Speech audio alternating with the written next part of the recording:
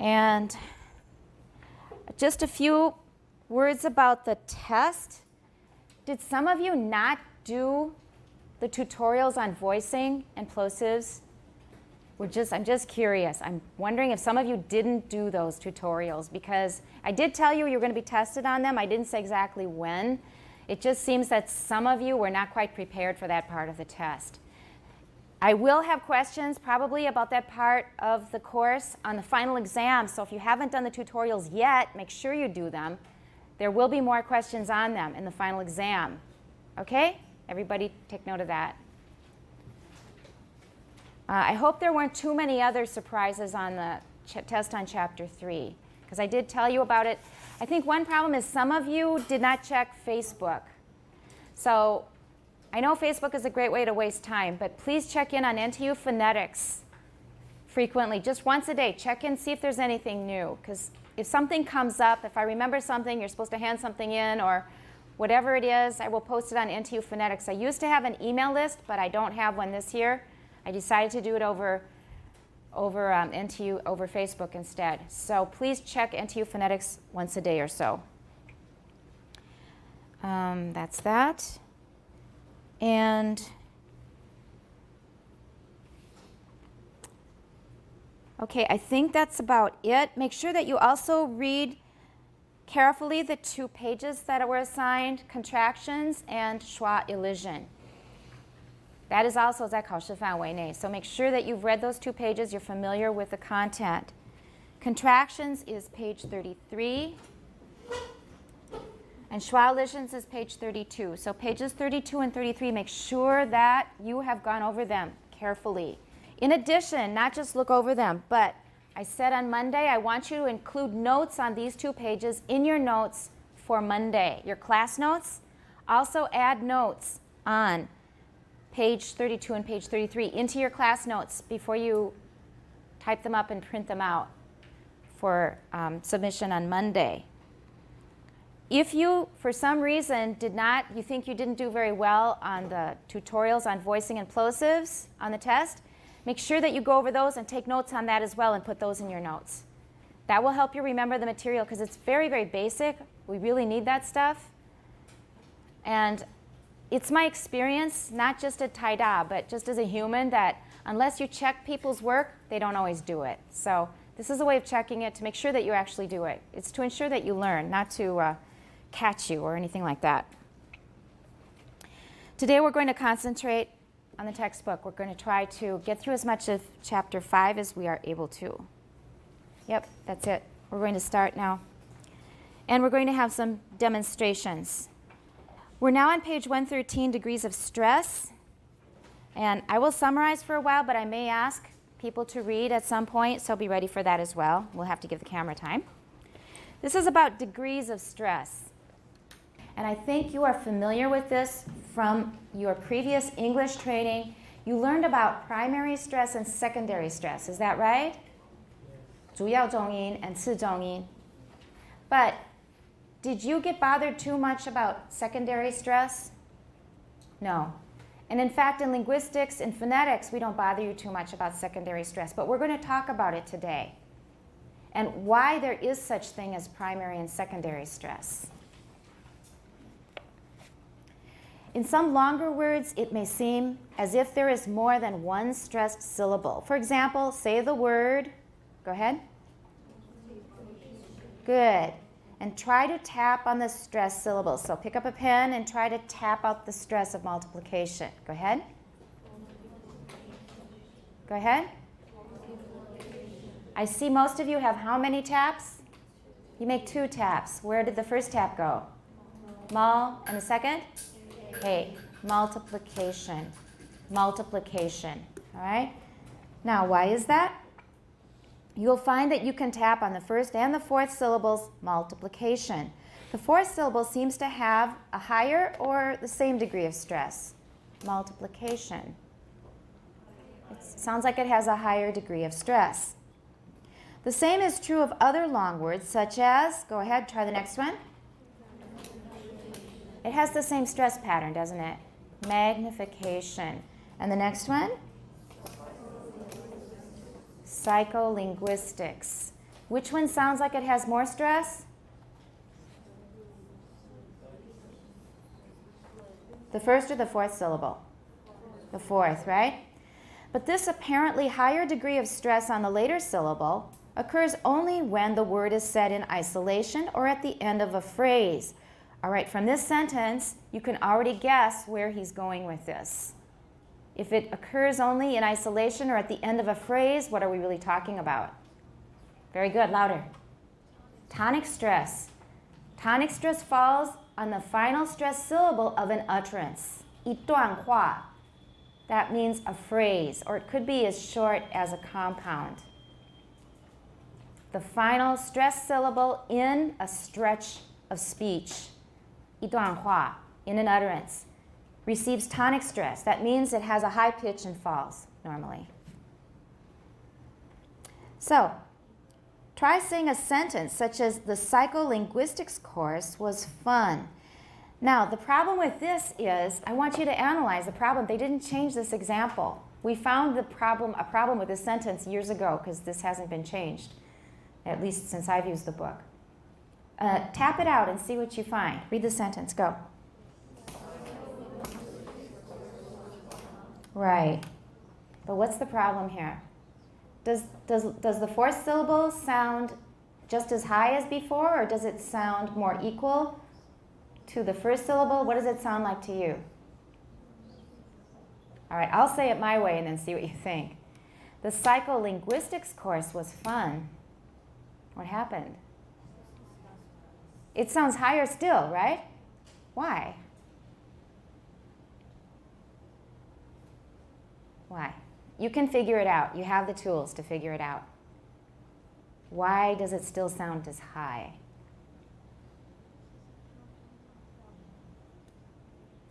A couple of you are saying the answer. Compound noun, right? Psycholinguistics course. Course is not stressed. And because course is not stressed, and in addition, do we stop after course, and why? Do we have a little pause after course? Why? It's the end of the subject. So there are two reasons why we pause there, and that's the end of the utterance. The psycholinguistics course, first of all, we pause there because it's the end of the subject. And then course is not stressed because it's the head of this compound noun. Therefore, the tonic stress falls on gwist. So we still have tonic stress. So this sentence is a poor example. Put it in your notes. This needs to be changed in a future edition of the book, because they didn't realize at the time, and it never got fixed, that actually they used a compound noun, and that does not help us at all because it leaves the tonic stress on this psycholinguistics course. What could we do to find a better sentence as an example?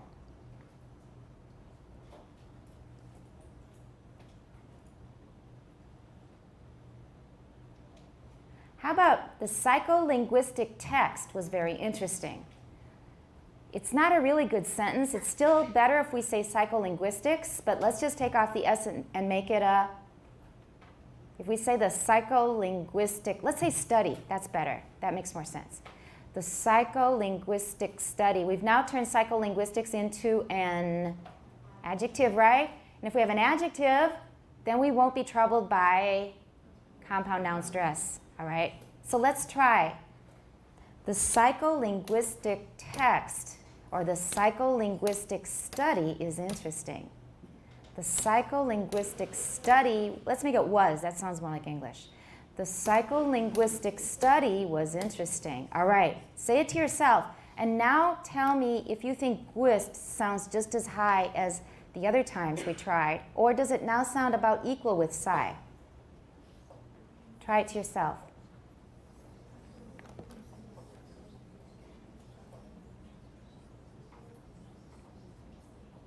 Does gwist still sound quite a bit higher, or does it sound closer now to psi? Now it sounds closer to psi, doesn't it?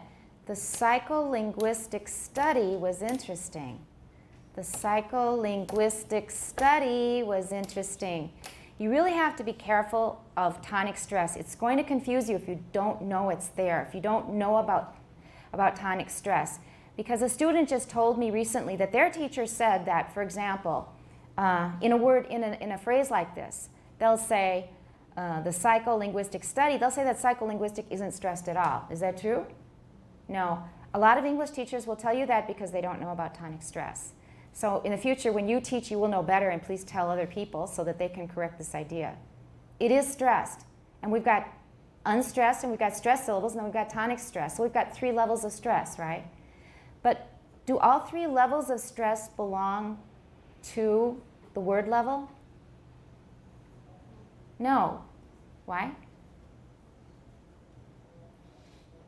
Do all three of those levels, those different ingao, those different pitches that we're producing, do they all belong to the same level? In other words, to word stress?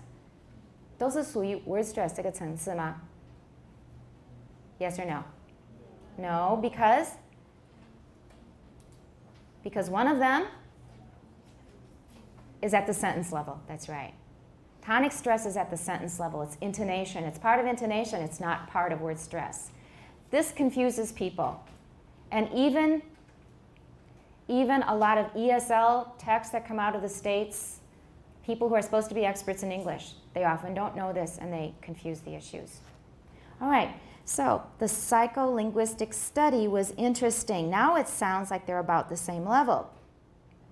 It says, you will find that there is no difference between the first and fourth syllables of psycholinguistics in this modified sentence. If you have a higher degree of stress on the fourth syllable in psycholinguistics, this word will be given a special emphasis as though you were contrasting some psychology course with a psycholinguistics course. So he's saying if you made 这个后面我觉得我自己是不赞成 the psycholinguistics course 因为是 compound. He says that if you stress linguist too much, it's because you're contrasting it with psychology. The psychology course was interesting. The psycholinguistics course was interesting. 他以为是因为什么 contrast 不是，是因为 compound stress 的关系。So 这一段话是需要修改。So when I test you, I'm going to test you on what I've told you now, not exactly what they wrote here. It says the same is true of the word magnification in a sentence, such as the degree of magnification depends on the lens. We have another problem here. We don't have the problem of compound noun stress, but try the sentence yourself.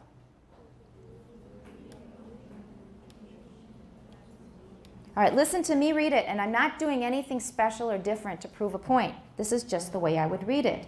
I want to put this down so I can have my pen here to tap. The degree of magnification depends on the lens. Now, in theory, magnification, the point he wants to make is the mag and the K are about the same pitch, right? But is that what you heard me say? No. And I'm not doing something weird just to sound fine, really. It's just the way I say it. And why did I say it that way? Tonic stress because we don't have a compound noun this time, but why? Same reason, it's the end of the subject, so we're going to pause. Whenever we pause, that means we had a tonic stress right before the pause, right? So this part really needs revising. Professor Johnson? Okay, I hope you heard that. Really, the word magnification will not have a larger stress on the fourth syllable as long as you do not break the sentence into 2 parts and leave this word at the end of a phrase. But we did break it because that's what we normally do in English. If we force ourselves not to break it, 太牵强了. Why are you telling us to do something that goes against what we normally do when we're speaking English? So I take issue with this paragraph. I'm not dissing the book. It's a great book, but this part needs a little fixing. All right, this part is clear. What he's saying is that secondary stress is an illusion due to what reason? 次重音则是一个幻觉 because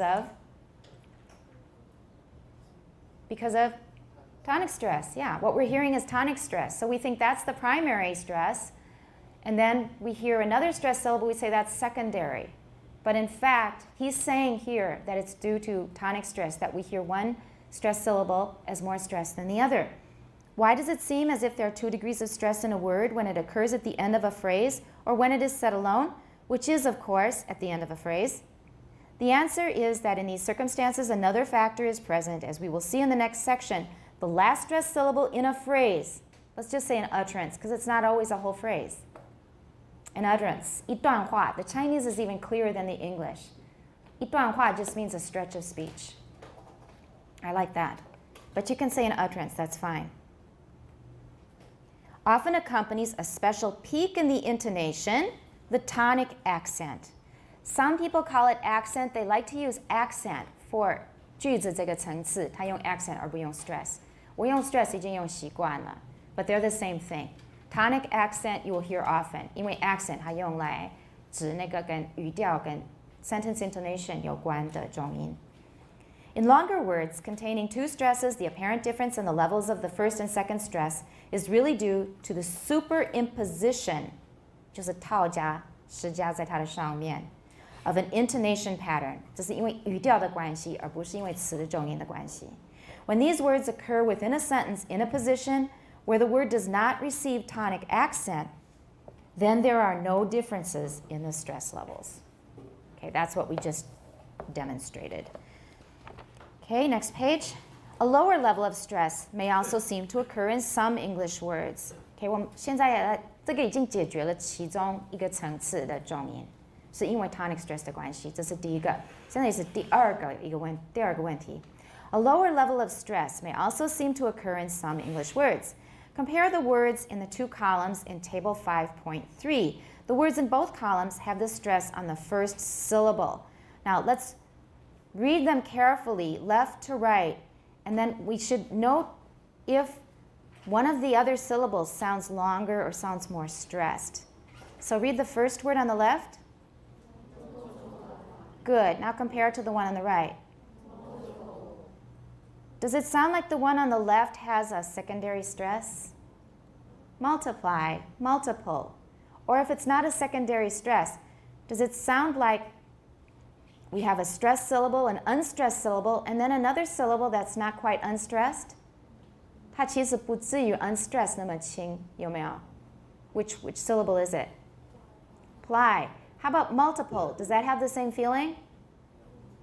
Okay, some said yes, but nah. If you said yes or no, actually 两个都讲得通。His point is that multiply, multiple. We can hear there's a difference in length, right? Which one's shorter? Right, multiply sounds longer. Let's try a couple more. Regulate, regular. Why don't you just listen now and then see if you sense that the last syllable in column 1 sounds more stressed than the last syllable in the word in column 2. Okay, Ma? That all clear? Regulate, regular. Copulate, copula. Circulate, circular. Criticize, critical. Minimize, minimal. Does it sound like the third syllable in the words in column 1 has some kind of stress? And in the words in the column on the right, it sounds like they're shorter. They don't really have that stress. Now, what is the reason for that? He's going to explain.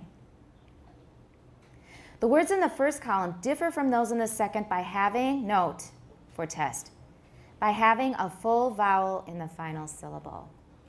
We have a full vowel. And in all cases, it is what kind of, 所谓的 full vowel 是什么样的母音? What kind? A diphthong, exactly, very good. They all contain a diphthong in the final syllable, in the first column. This vowel is always longer than the reduced vowel, usually schwa, in the final syllable of the words in the second column. So in the second column, we have a bunch of schwas, multiple, regular, copula, circular, including the ER type schwa, minimal, critical, 等等. So that diphthong is longer. We know that diphthongs are longer. If you just look at the structure, 它天生的比较长 because a diphthong actually contains two vowels. Now, they're not as long as two separate vowels, and they are squeezed into one syllable, but they are still longer than any monophthong. I is going to be longer than a or any monophthong. They're still longer, so we can expect that. The result is that there is a difference in the rhythm of the two sets of words. This is due to a difference in the vowels that are present. It is not a difference in stress. Everybody got that? That's the point he's making. This is a second illusion that we have of stress. The first illusion was due to tonic stress or tonic accent. The second one is due to diphthongs, longer vowels. There is not a strong increase in respiratory activity on the last syllable of the words in the first column. Both sets of words have increases in respiratory activity only on which syllable? The first syllable. So multiply. I didn't say multiply. I didn't have an increase in respiratory activity is what he's saying. So that doesn't count as stress. It's just a longer vowel. It's more prominent, 比较显著并不等于有重音. Okay? That was the point. Two very clear points that should be easy to put in your notes. In summary, we can note that the syllables in an utterance vary in their degrees of prominence. 它显著的程度会有不同. But these variations are not all associated with what we want to call stress. A syllable may be especially prominent because it accompanies the final peak in the intonation. That's tonic stress or tonic accent. We will say that syllables of this kind have a tonic accent. Given this, we can note that English syllables are either stressed or unstressed. So he has here a dichotomy, a binary system, 一个二元的一个系统。要不然是 on， 要不然是 off， 要不然是有重音，要不然是没有重音。There's nothing in between. 没有分等级，没有主要重音，没有次重音。There's only stressed or not stressed. That's all he has. There are two other things that happen. One is due to tonic accent. One is due to diphthongs or long vowels, full vowels.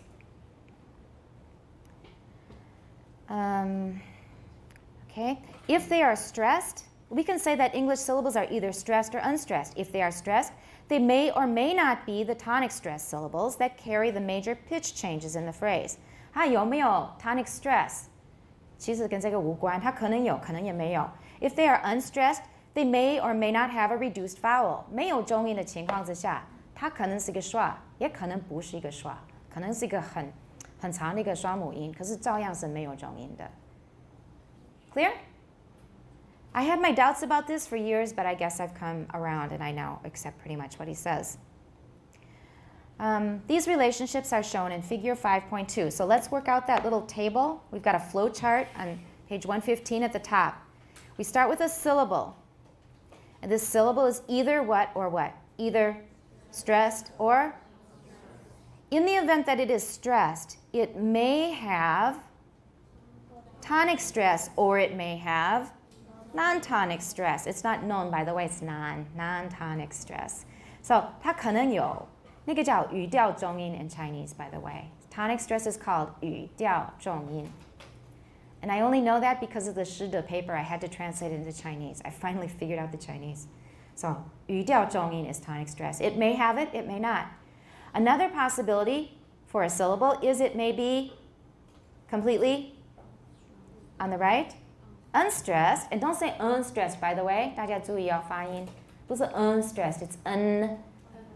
Did the tip of your tongue touch your alveolar ridge? Unstressed. Don't say unstressed, unstressed. And in the event that it's unstressed, we may have a schwa, right? It very often is a schwa, a reduced vowel. Or it may be an unreduced vowel. 它也可能是不是 schwa, 它是一个完整的母音，只是没有重音而已。So we end up with 4 different possibilities, which might make some people think there are 4 different levels of stress, right? 可以吗? Is everybody with me? If you're not, please raise your hand. Let's clarify. Everybody's with me. Good. We're going to continue. Bottom of 114, as an aid to understanding the differences between these processes or processes. I hear both, and it's hard for me to figure out which one I should use. I used to use processes. Consider the set of words explain, explanation, exploit, exploitation. Now we're going to have examples of what we were just talking about. If each of these words is said in its citation form as a separate tone group, the set will be pronounced as shown below.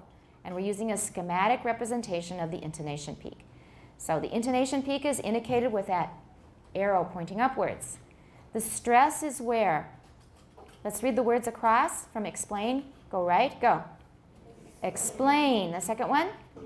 Explanation. So we've got stress on two syllables there, both X and nay, but one of them has tonic stress. All right. The next word?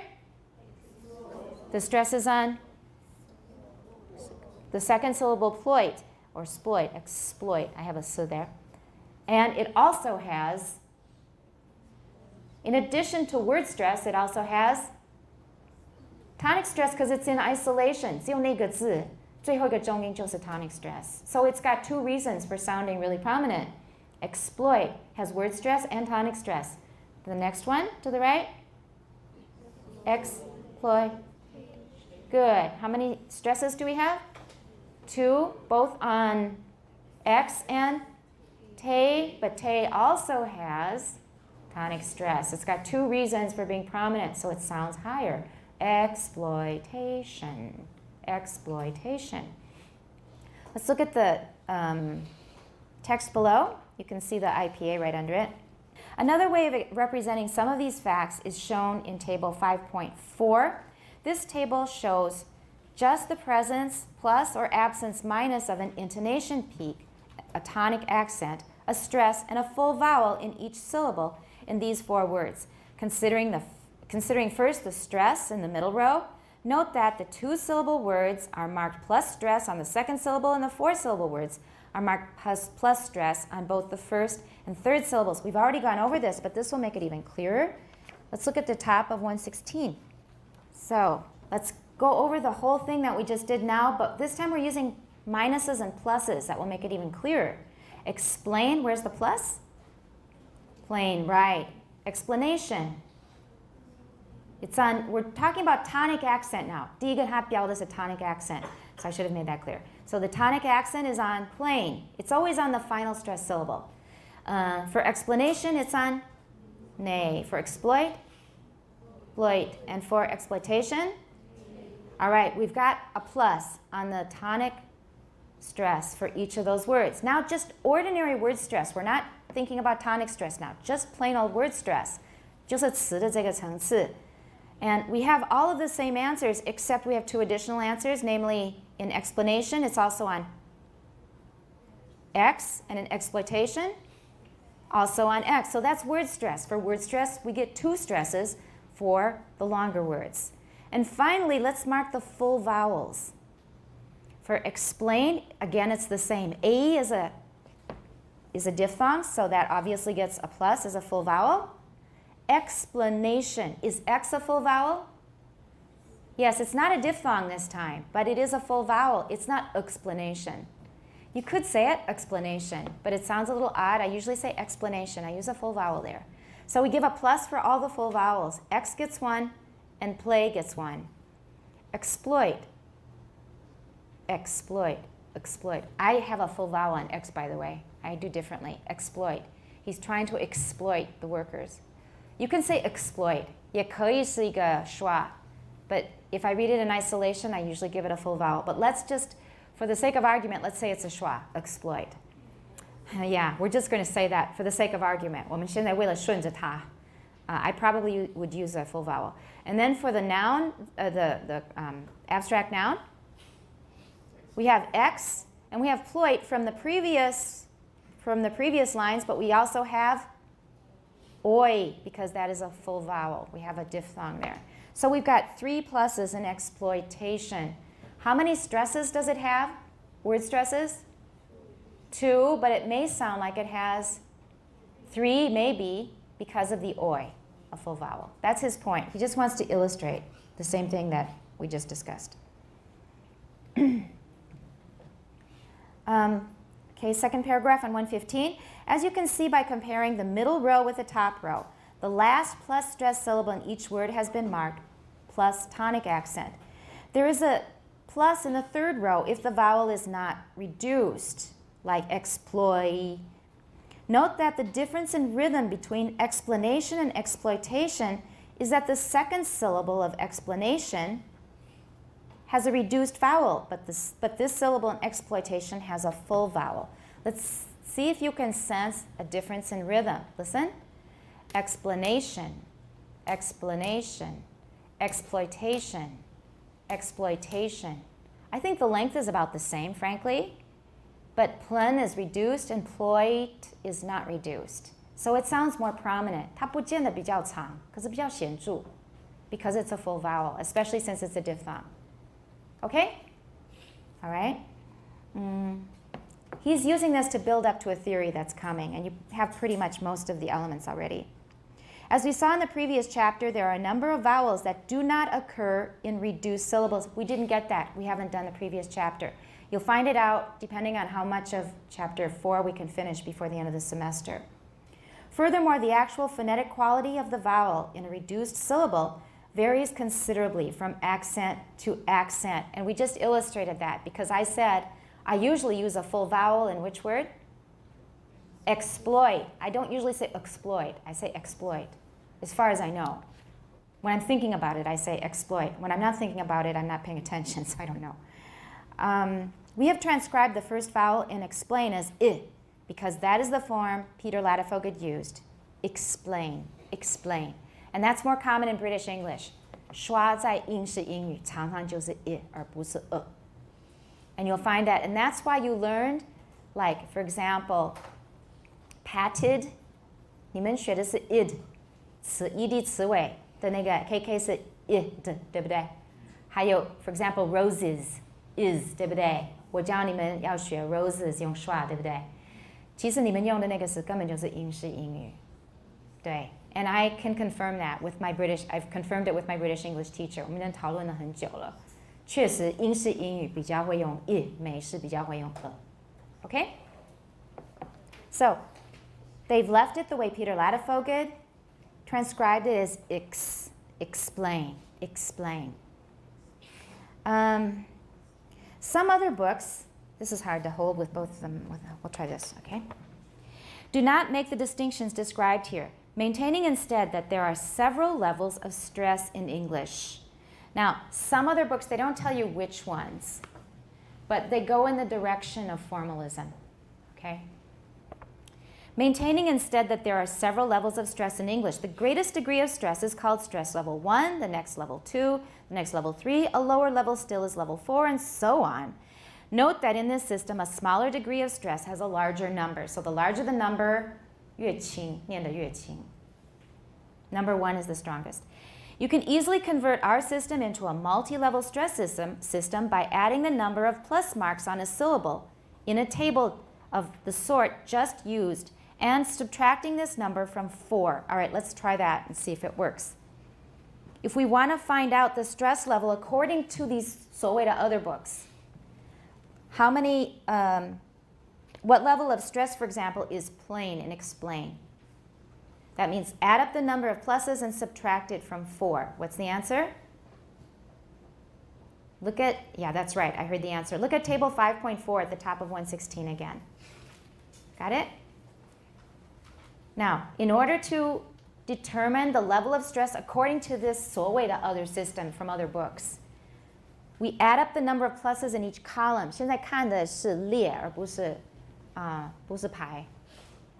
So look at 一列 and then count the number of pluses and subtract it from 4. So if we look at the plain and explain, what level of stress does it have? What number do we assign it? 1, because it's how many pluses? 3, and 4 minus 3 is 1. That's how it works. How about, what is the level of stress for X and explain? We add up the number of explain. Add up the number of pluses and subtract it from 4 in explain, X. Yeah, the letter, right. The number we assign it is 4 because it has no pluses, right? 4 minus 0 is 4. Let's try another one. The X in explanation. Some of you probably jumped ahead to explanation. So if you look at the X in explanation, count up the pluses, subtract from 4. What degree of stress do we assign that? 2. We've got 2 pluses. 4 minus 2 is 2. Let's try the exploit. The exploit and exploitation. What level do we assign that? 1. And how about How about the word, how about the syllable exploit? 就是 exploitation, 对不起。Exploitation 的 te, that's what I really meant to talk about. So exploit 也是 one, 没有错。现在讲到 exploitation. What level of stress is assigned to te? 1, that's 4 minus 3 is 1. How about the oit in exploitation? What level do we assign that? 3, right? It should be unstressed, completely unstressed, but because of the full vowel, the diphthong, we're giving it a point here. Okay? So that's how that works. Writing the stress levels as superscripts after the vowels, you will find that explanation and exploitation are 2, 4, 1, 4, etc. And you can see the rest in your book. So those are the levels that we just assigned ourselves. We do not consider it useful to think of stress in terms of a multi-level system. So he keeps saying, other books say this. And by saying other, what is he telling you?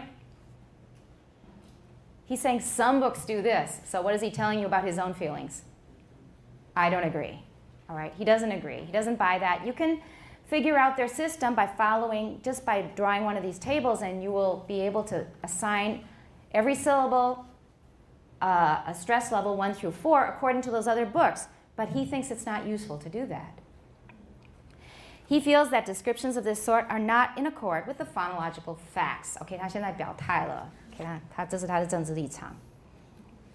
And he did definitely have a very strong 政治立场, and you can guess very much both from comments I make and from things you see in the book. But as it is so commonly said that there are many levels of stress in English, we're now on 116 at the top, page 116, first paragraph. We thought we should explain how these terms are used. He's saying, I think that this is not useful, to be polite, yeah. You could say it's a bunch of nonsense or something, but he says it's not useful. But I thought I should tell you because other books will have it, and you will come and ask me, well, what's wrong? Didn't I learn it this way, but this book says it that way? And you will find that in the future.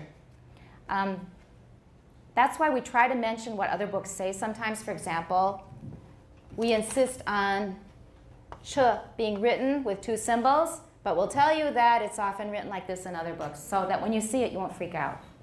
And you will know that it's a different point of view for a different purpose, different analysis. It makes sense on its own terms, but it's not the one that Peter Ladefoged adopts, okay? In this book, however, we will continue to regard stress as something that either does or does not occur on a syllable in English. So he says there's no such thing as primary and secondary stress. There's just stress.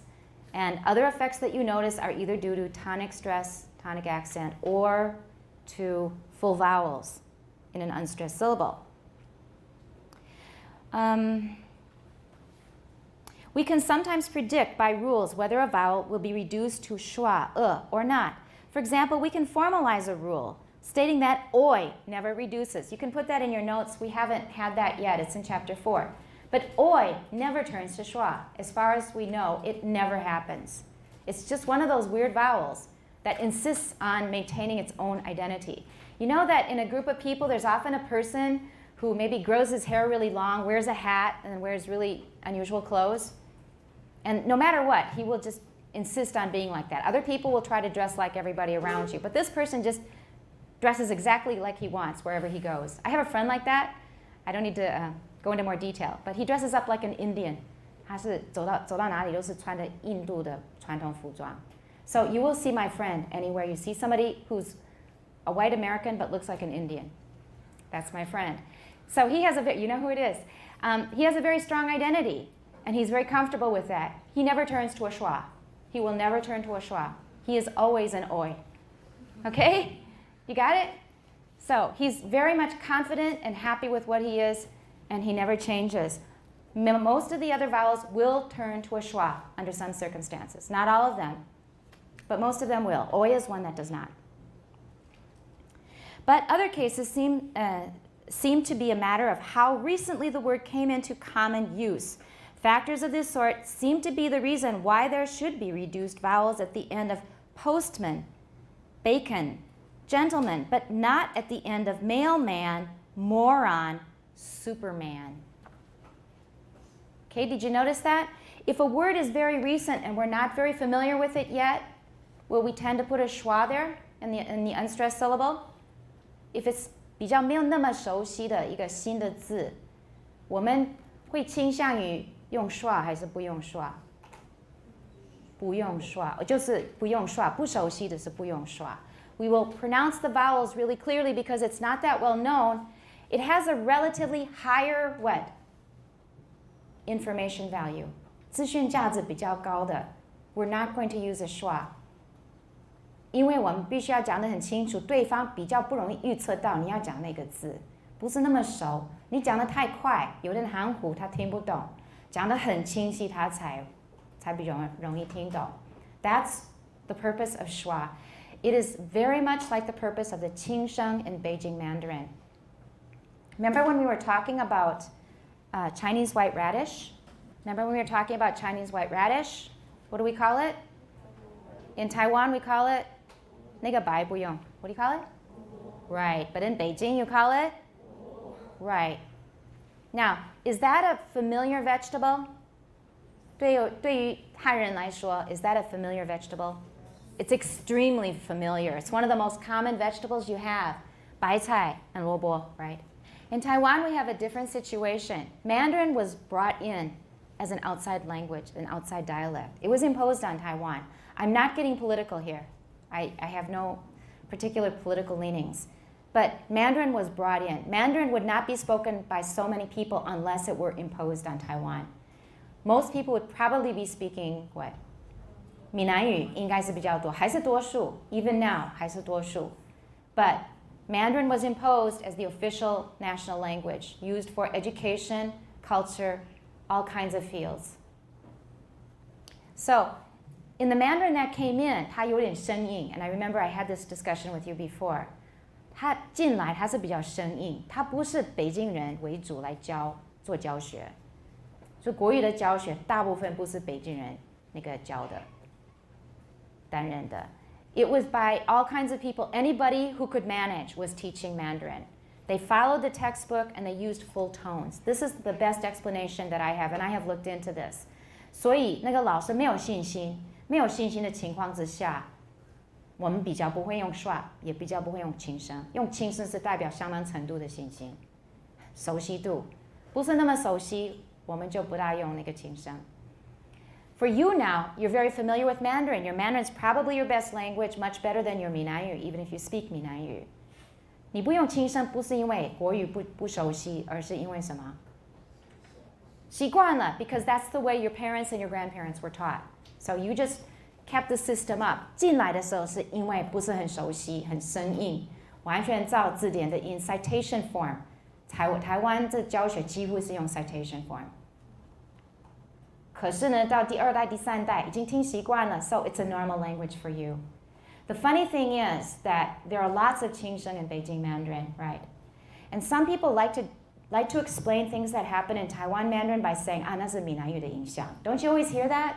那是闽南语的影响. That's why Taiwan Mandarin sounds the way it does. The funny thing is that 闽南语有没有轻声?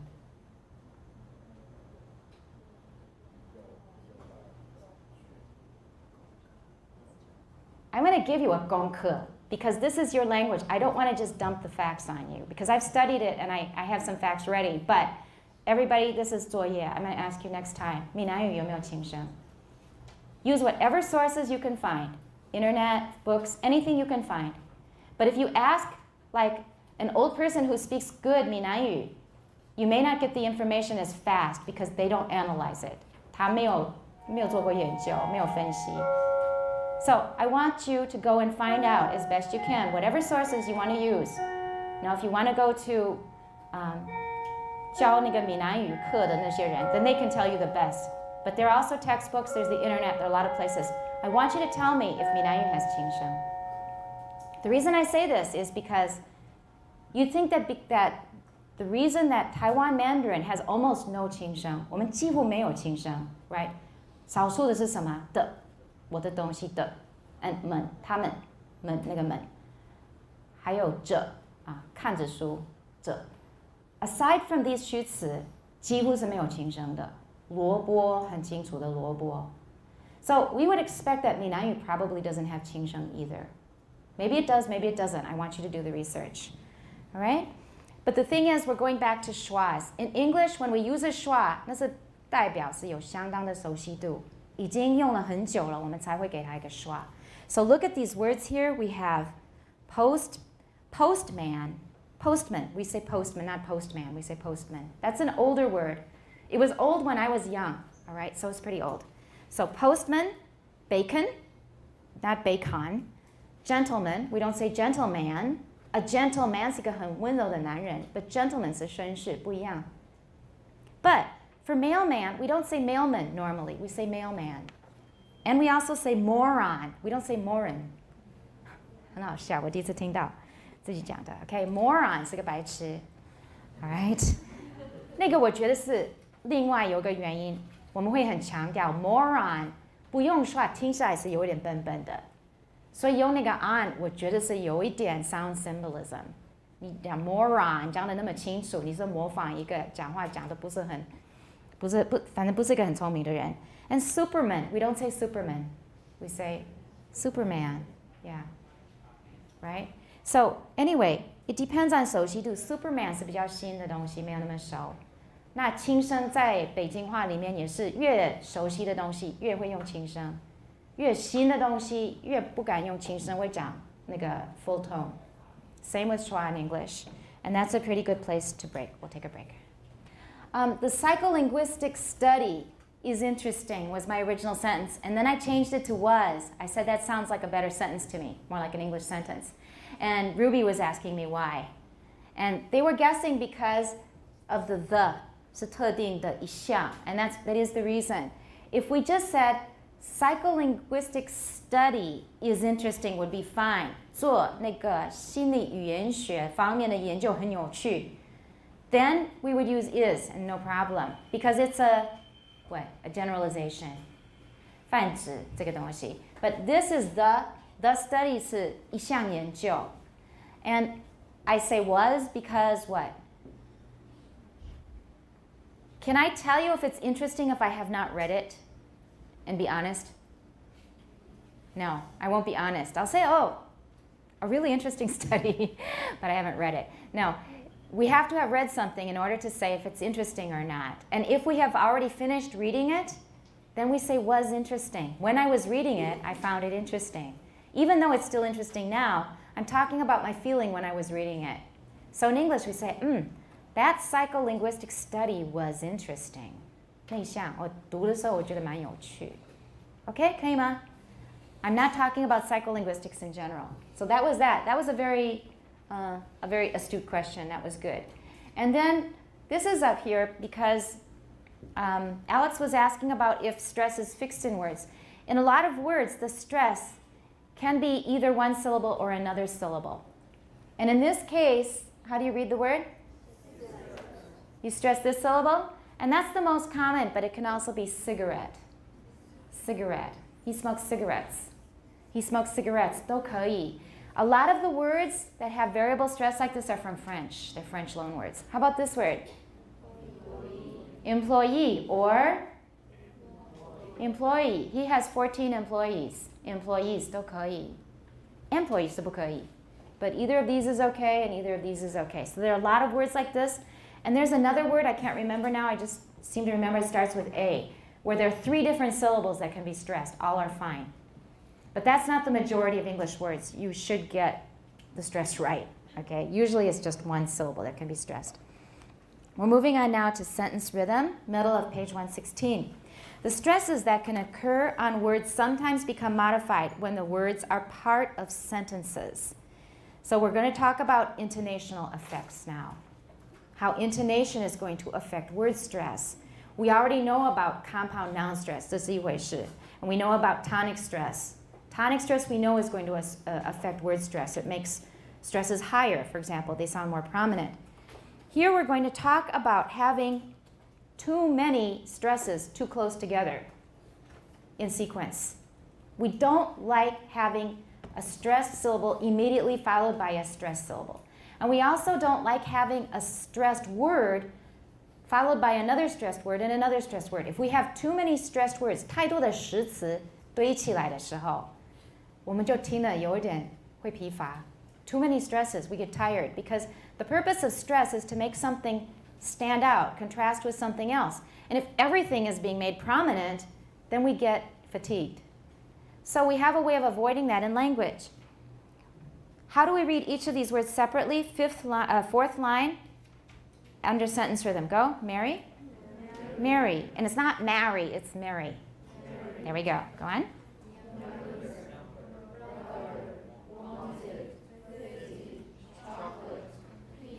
Okay, this is a very famous sentence now because we've been using this sentence for over 10 years. It's funny. It's just funny to have such a silly sentence turn up so many times. All right, so when they're said in isolation, Mary, younger, brother, wanted, 50, chocolate, peanuts. Now, I just said it as a sentence, and it sounds kind of choppy, right? In isolation, that's how we read them. But there are normally fewer stresses when they occur in a sentence, such as, Mary's younger brother wanted 50 chocolate peanuts. Try it. Mary's younger brother wanted 50 chocolate peanuts. There we go. What did we do? We alternated the stresses. Every other word is stressed, and the words in between, we didn't stress them because it just was too many stresses. 所以我们就轮流放重音好了，重音太多了，我们就轮流让他们放重音。So some people 可以请假了。So we say it, Mary's younger brother wanted 50 chocolate peanuts. Thus, the first syllables of younger, wanted, and chocolate are pronounced without stresses, but with their full vowel qualities. 那个 vowel 不受影响，就是 stress 拿掉了，因为太多了。The same kind of phenomenon can be demonstrated with monosyllabic words. If we have a syllable of monosyllabic content words, we're going to do the same thing. So try this sentence. Try reading it yourself. The second line of the second paragraph. Go. Okay, and by the way, we don't say white. This one has Canadian raising, white. It's not wide, it's white. Wide, white. Remember when we were talking about noodles? Remember the noodle discussion? Okay, white, wide. White, wide. Everybody? White, wide. That's right. So it's white, not wide. Yeah, at least in probably a majority of Americans' speech.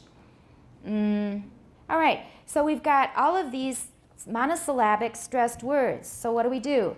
The big brown bear bit 10 white mice. The big brown bear bit 10 white mice. We alternated stresses. We did something else that I keep reminding you of when you're reading. What else did we do? It's not as obvious, but we've mentioned it in class, and I keep correcting you when you don't do it. Pause, exactly, very good. Because they're monosyllabic and they have stresses. Like I said, we don't like stresses close together. So we pause. If there's nothing else we can do, we have no unstressed syllables that we can use to pad put padding in between the two stress syllables, then we just put pauses there. So the big brown bear, big pause, that's the end of the subject, bit 10 white mice. We're going to pause. It's just too heavy, too much without the pauses. We also alternate the level of stress. So those are two different things we do to make that sentence a little more listenable. As a general rule, English does not have stresses too close together very often. Stresses on alternate words are dropped in sentences where they would otherwise come too near one another. The tendency to avoid having stresses too close together may cause the stress on a polysyllabic word to be on one syllable in one sentence and on another syllable in another. 这个还有一个很需要注意的一项, and it'll be in the exercises as well. How do you say 黑管 or 蛋黄管? Okay, it's not Claire, by the way, it's Claire. Claire, yeah. Clarinet, all right? So, 单独念, it's clarinet. But if we put it in front of, 它这边的例子有一样的问题. What's the problem? Compound noun stress. Again, it's being ignored. I remember this year after year, and it doesn't get fixed.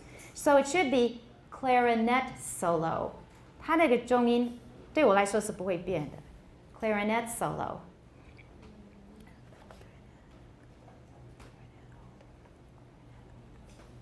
I'm trying to think of something with clarinet where it wouldn't be a compound noun.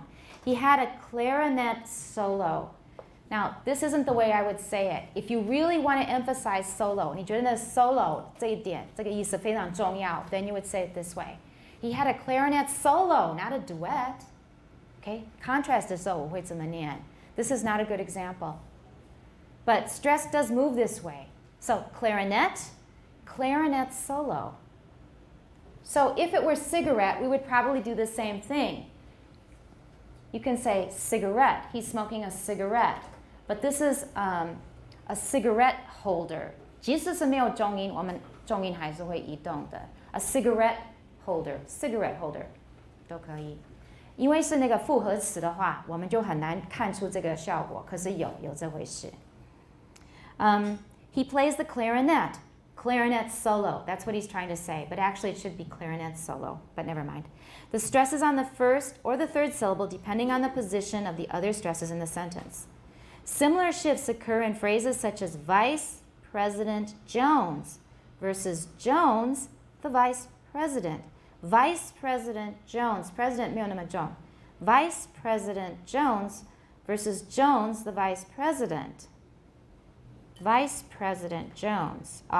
So President 那个重音好像被压抑了，就没有了。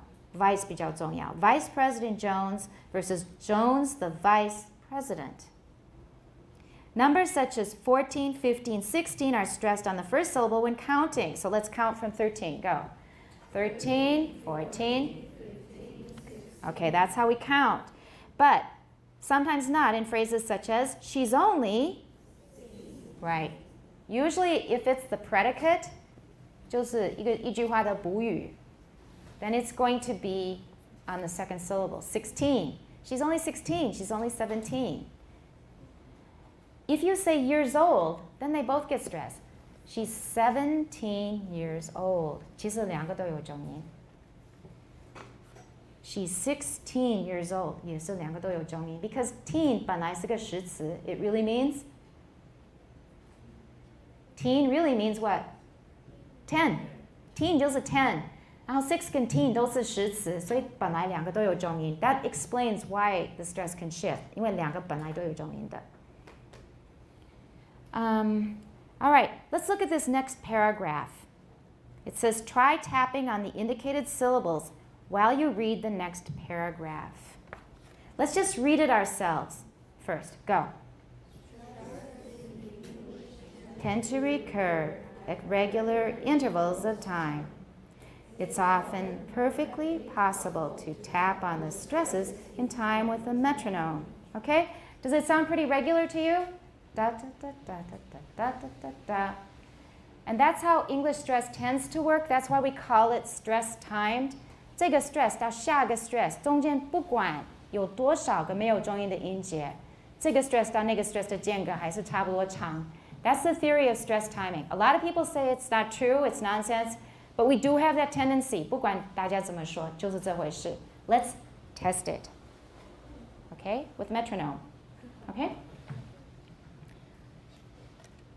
I want you to try to read it now. Can you see it? That's pretty fast, isn't it? Let's slow it down.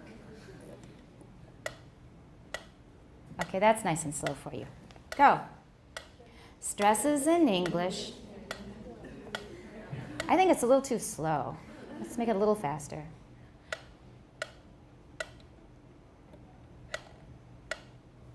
That's pretty good. Let's try. Stresses in English tend to recur at regular intervals of time. It's often perfectly possible to tap on the stresses in time with a metronome. The rhythm can even be said to determine the length of the pause between phrases. An extra tap can be put in the silence, as shown by the marks within the parentheses. Okay? How did that work? Looks like you had fun. Did you have fun? Okay. I hoped you would. So, this paragraph shows that English stress seems to occur fairly regularly. It worked okay, didn't it?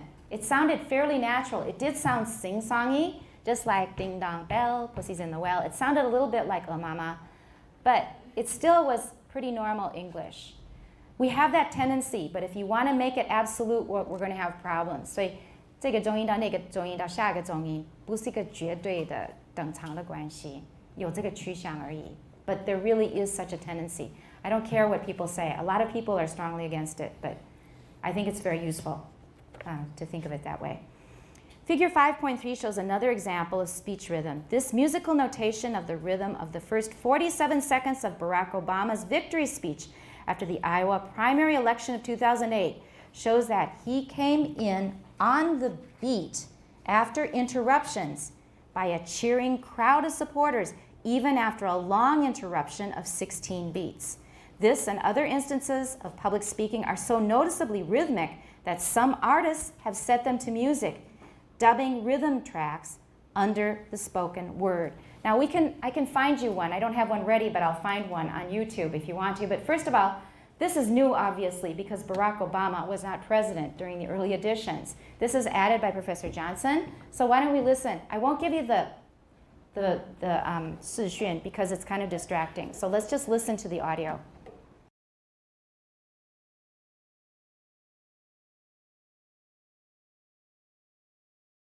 Were you following along? All right, can most of you read music or not? Because I've discovered a lot of Taiwanese don't actually read music. Can you read music? Some of you can. Let's listen to it again. If you don't know musical notation, this is a quarter note. This is an eighth note. This is a 16th note.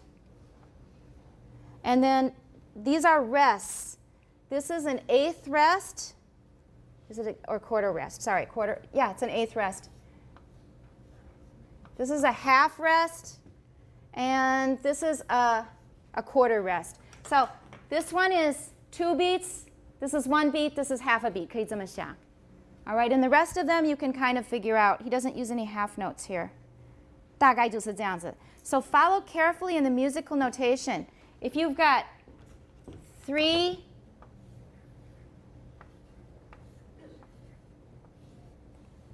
notes together, that means 它是那个分配的. These should be eighth notes, I think. Okay, so 3 eighth notes together, it's da da da, da da da. 分配就有3拍，分配得很均匀. Let's listen just one more time. All right, does it sound kind of musical already? They said, and then he goes on. He's really an outstanding speaker. He's one of the really, really good speakers, I think, in American politics, historically speaking as well. And there have been some really good speakers. When you become a high official, you learn how to speak, even if you didn't before. I don't know if you remember with Chen Shui-bian, but he used to be very 冲冲撞撞的. But then he became much smoother after he became president. He learned. This January night. This January night. Okay? And that's quite parallel. At this defining moment in history. Go. You have done what the cynics said we couldn't do. Okay. He uses rhythm to great advantage in his speaking. There's another thing that they do with people who sometimes are interviewed for a news story, and they'll say something kind of funny, and other people will set it to music. I'll see if I can find it on YouTube here. 我打了 AIN 3个英文字母，整个都出来了. So lots of people are watching this now. This is popular. So here we go. They use something called auto-tune. Have you heard of auto-tune? Do you know what it is? Can you explain?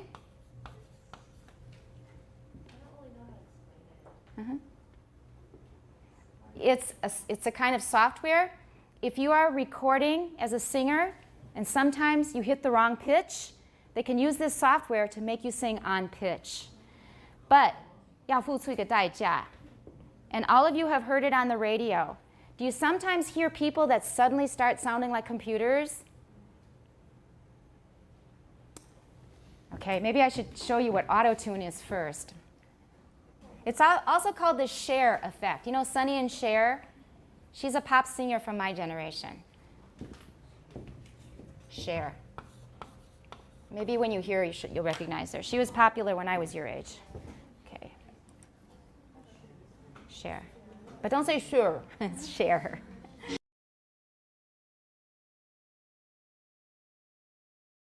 You heard it? You've heard that in pop music, right? That's done by auto-tune. Do you like that effect? Amy, not so sure. The rest of you? It depends? Is that Amy? That's okay. And for some, you think it's okay. Okay, I personally despise it. I can't stand it. I can't stand it. I really hate it. And in pop music now, they rely on it too much. And a lot of people get lazy about their singing because they know that the software can adjust their pitch when they sing wrong, if they're singing out of tune. So that's auto-tune. I really, really dislike it. But anyway, it's used way too much in pop songs now. You've heard it a lot. Now, auto-tune is used to turn people's sentences that people say in interviews that strike some people as funny, and they turn them into silly songs. And that's what happened with this one that's so popular that it popped up right away.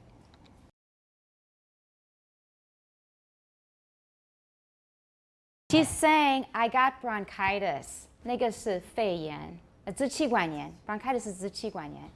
And she says, ain't nobody got time for that. 没有人有空去生这样的病。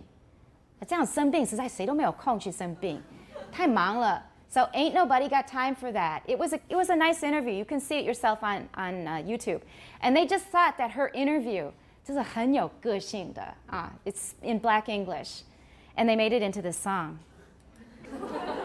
Now there's a fat guy dancing in a leotard. It's all right. So anyway, that's what they're talking about here. I think this is what he's talking about.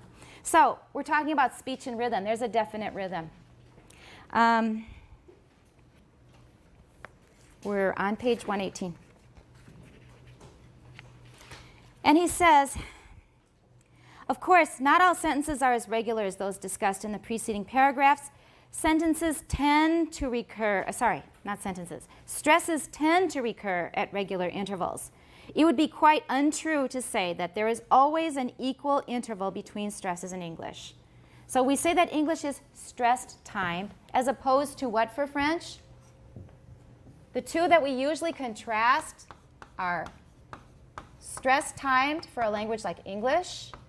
German is also stress timed, as opposed to French, which is syllable timed, right? And they're saying that each syllable is about approximately the same length. But that's not true of French either. If you want to measure, it's not quite true. But we do have that impression. There is that tendency. And that's why these terms and ideas are still useful. It is just that English has a number of processes that act together to maintain the rhythm. We have already mentioned two of these. First, we saw that some words that might have been stressed are nevertheless often unstressed, thus preventing too many stresses from coming together. So when we alternate stress in a word with a lot of content words, in a sentence with a lot of content words, then that's one way we regulate the rhythm. We get rid of some of the stresses when we feel there are too many. To give another example, both wanted and pretty can be stressed in she wanted a pretty parrot, but may not be stressed in my aunt wanted 10 pretty parrots. My aunt wanted 10 pretty parrots. As soon as we get too many stresses, then we start de-stressing some of them because it gets to be too fatiguing. Second, we saw that some words have variable stress. Compare the unknown man with the man is, very good, unknown. So if it's the predicate at the end of the sentence, that's one thing. That's called the 术语 actually in Chinese. 术语 or 术部. Then it will often have the stress at the end. But if it is modifying a noun, if it occurs before a noun, then the stress will be more to the beginning. This is pretty common. We can also consider some of the facts mentioned in the previous chapter as part of this same tendency to reduce the variation in the interval between stresses. We saw that the vowel in speed is longer than the first vowel in speedy, and this in turn is longer than the first vowel in speedily. Memorize this, you might need it in the test. Okay, so speed in isolation is pretty long. Speedy, that E has gotten shorter because we have to fit two syllables into about the same time, right? Everybody follow what I'm saying? Speed. We've got just one syllable, so it can be very long and lazy. But speedy has two syllables, so each syllable has to be faster. 因为给它的时间都差不多长，所以相对的那两个音节要念快一点。可以吗? So the E is going to get shorter. And if we say speedily, it's going to get even shorter. And don't say shorter, everybody. Look at my mouth. Shorter. Yeah, not shorter. Shorter. Watch that.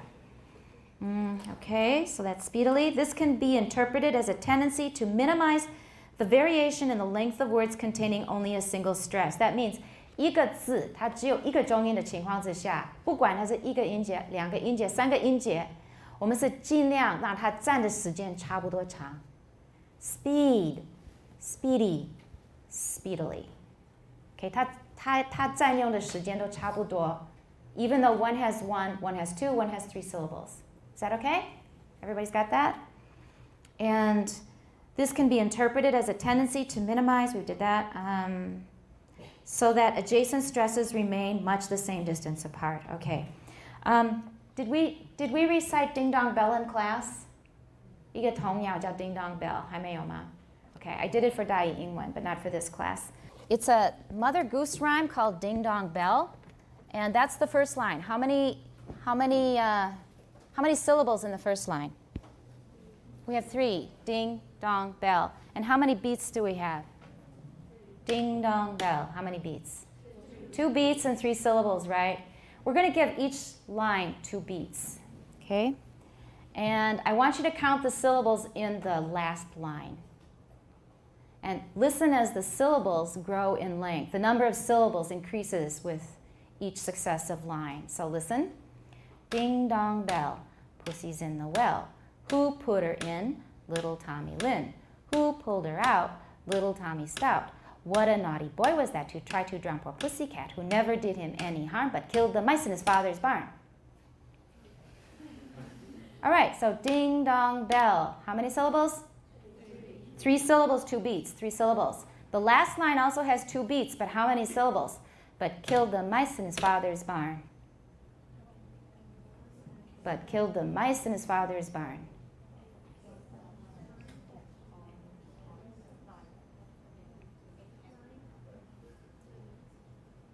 Count carefully. But killed the mice in his father's barn. Some of you miss the ers in fathers because they're all 1-syllable words except fathers. So 你就会漏 fathers the ers. But killed the mice in his father's barn. How many? 9 syllables. Ding dong bell, 3 syllables, is as long as but killed the mice in his father's barn. Okay?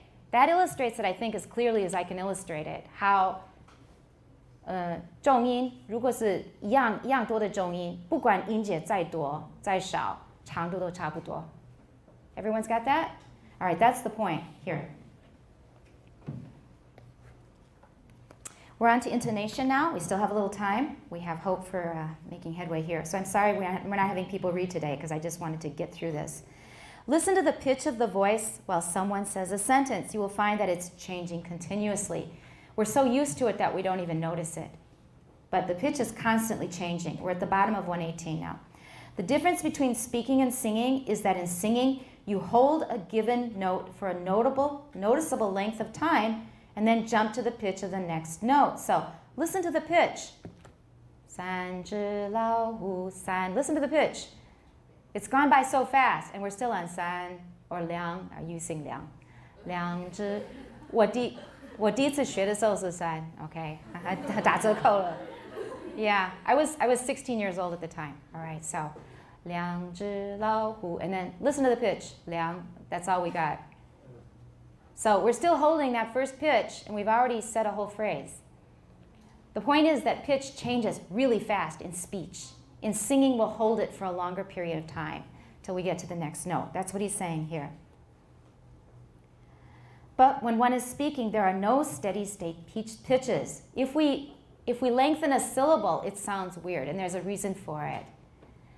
For example, if you say, Daddy, then you have something in mind, right? You want to borrow some money or whatever it is. Okay, you have a certain purpose. Normally, we don't hold pitches that long in speech. Throughout every syllable in a normal conversational utterance, the pitch is going up or down. Try talking with steady state pitches and notice how odd it sounds. Go, try it.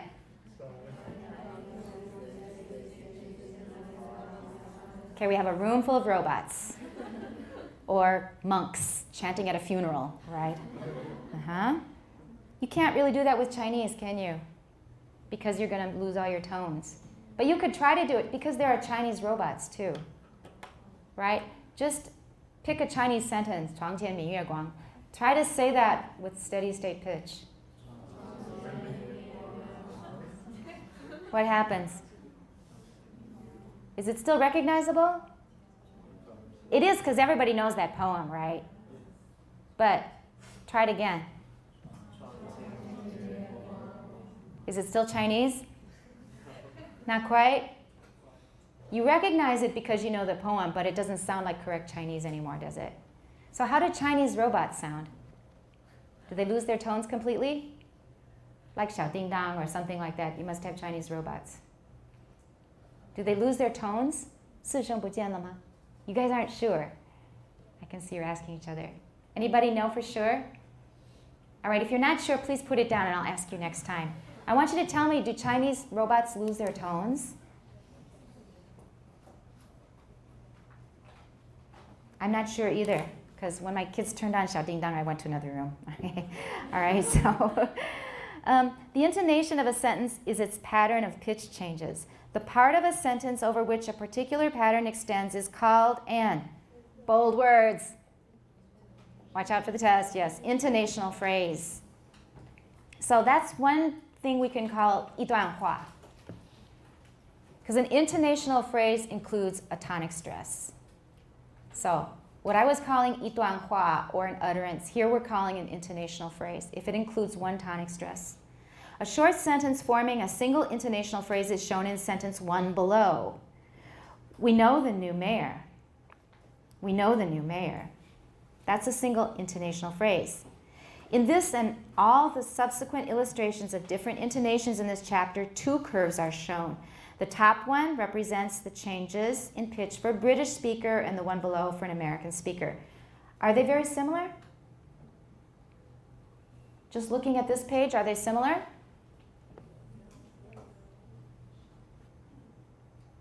Largely, 大致. Do you think they're similar or not similar? They're pretty similar, aren't they? And that's another thing that I have sort of looked into since knowing my British friend for so long, is we differ on vowels, we differ on some consonants, but we don't differ much in intonation. British and American English, they have some special intonations we don't have. We have some special ones they don't have. But for the most part, we share most intonations. Most of them are pretty much the same in British and American. There is not that much difference. It sounds different. It's mostly their vowels and consonants. Okay?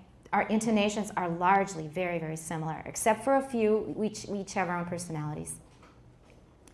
They are not completely smooth curves because they show the actual pitches of the utterances on the CD. The irregularities reflect how the vocal folds vibrated when producing these sentences. So, 有点不规则, but they just took something called a pitch track. And you have this in pot if you want to play with it. It's called pitch track. It'll just mark your fundamental frequency. 它会测出你的基频 and then draw a line showing your intonation.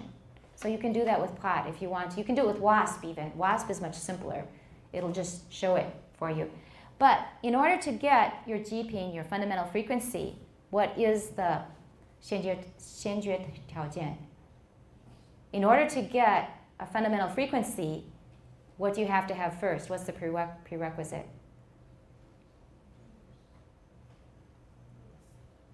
Yes, voicing, right.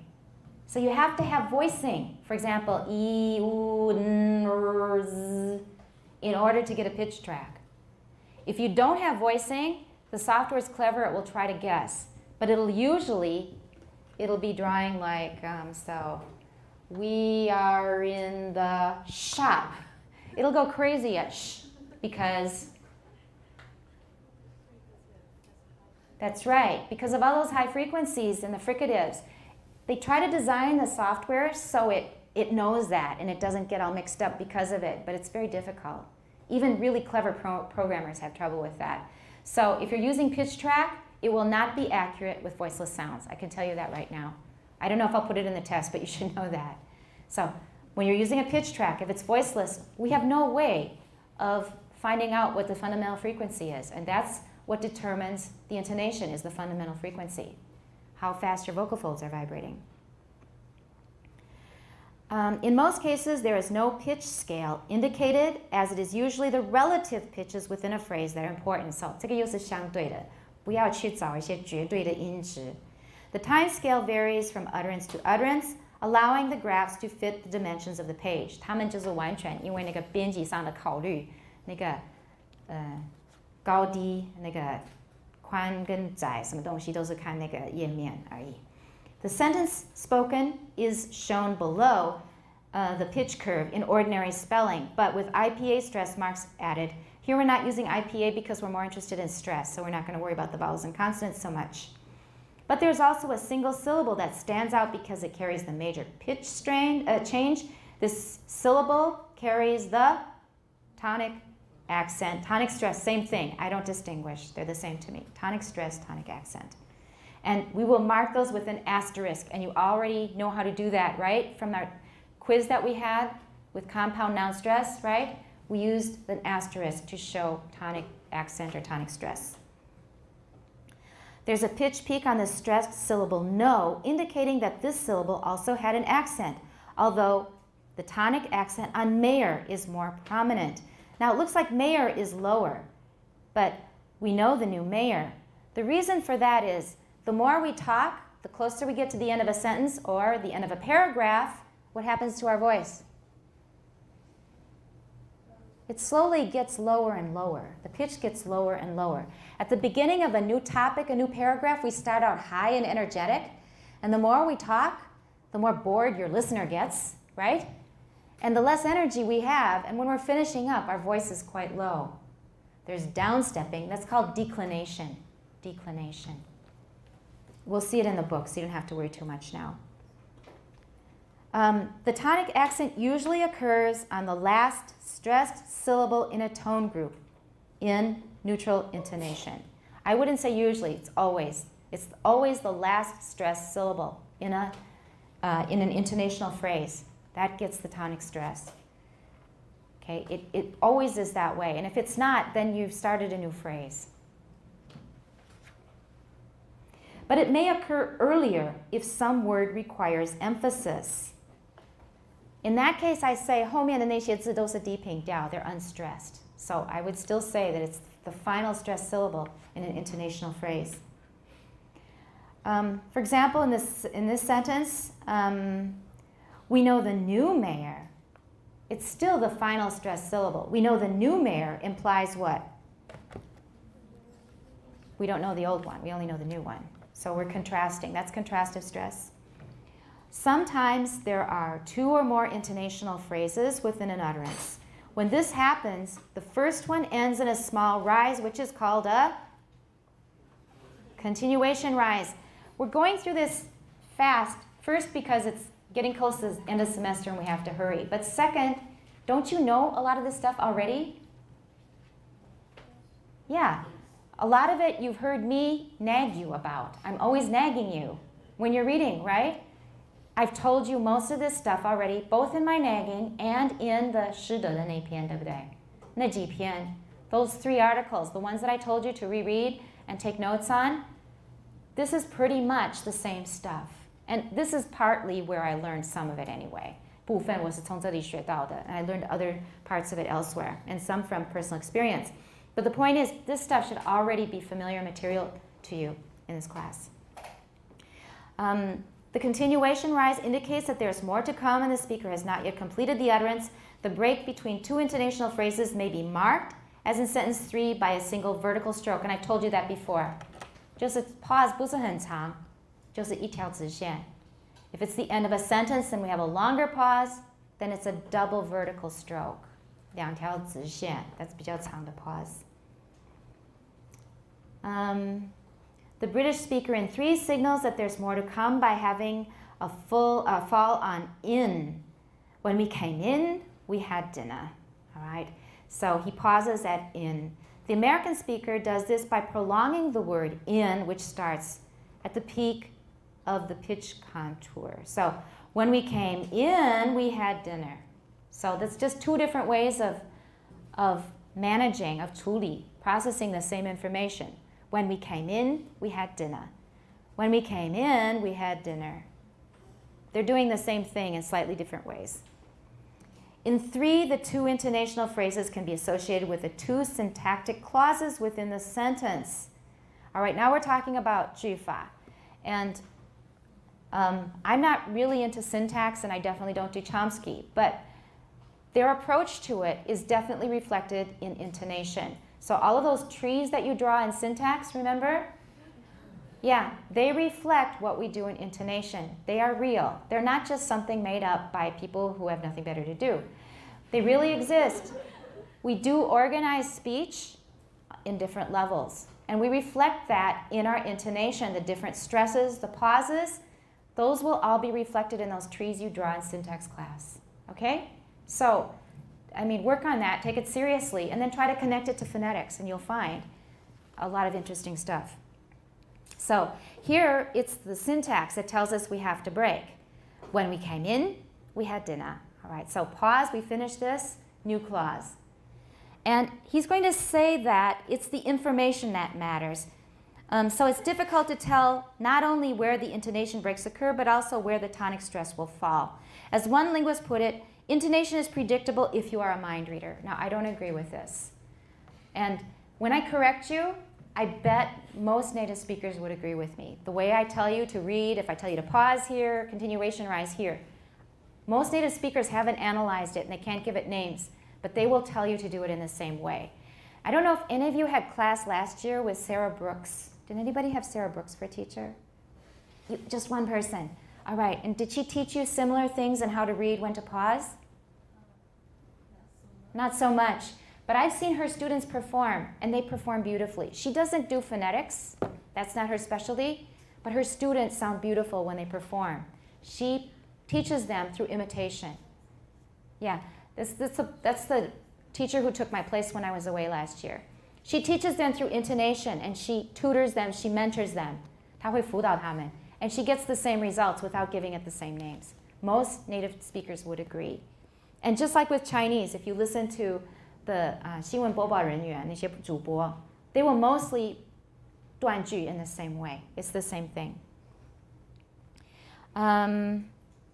You have to know what is in the speaker's mind before you can say exactly what will be accented, but not really. If you're reading something in context, 有上下文的情况之下. It's something interesting? All right. If you have the context and you know what's going on, then you really can predict most of the stresses. 有不同的诠释是真的, but most people will agree on probably the best interpretation. When speaking slowly in a formal style, a speaker may choose to break a sentence up. Obamian oratory will produce a large number of intonational phrases, and that was true of Chen Shui-bian as well. He stopped constantly. 两个字, 三个字, 停一下, 两个字, 三个字, 停一下. Do you still remember him? Okay, all right. Look him up on YouTube or something and listen to him talk. And he chopped his speech up into very, very short phrases. That's what he did. And that's what Obama does. Speakers usually do that when they have a big audience because they want to be understood easily. And if you speak too fast, people won't catch everything. But in rapid conversational style, there's likely to be only one per sentence. Now that's a too big generalization. But when we are conversing, we speak in shorter bursts. 句子比较短. So we have fewer pauses like that, not like the politicians do it.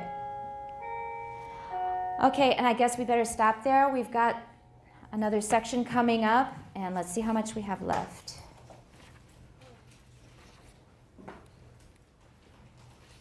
We are not going to be tested on Toby. And Toby starts on page 127 and goes through 130. Right. We're going to just look at it briefly. We're going to look at Toby briefly. The reason is because I'm not really happy with the presentation of Toby in this textbook. I just 我不是很满意. I think you should learn Toby, but maybe learn it from a different source. So we'll just go over the ideas behind Toby. It's a way of marking intonation with just a few symbols, with letters and stars and things. And that will be about it. So this chapter, if we really push, we may finish it next time. I know it's really rushed, but like I said, I think you know most of this material already. The stuff that's new, pay special attention to it, because that will certainly be in the test. And I would like you to start on the exercises, page 131. And we'll do the performance exercises as well. These are not so bad. Start early. And you're already perfectly able of doing all the exercises. If there's anything unclear, just check the text. So start doing the exercises. They will probably be due in another week. Today is the 5th.